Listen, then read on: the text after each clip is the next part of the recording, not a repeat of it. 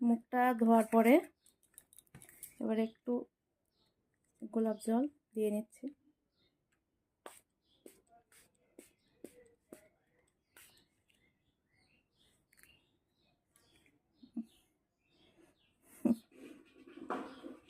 চোখে পড়লে চোখ খুব জ্বলে, দেখতে পাইনি, একটু শুকিয়ে যায়।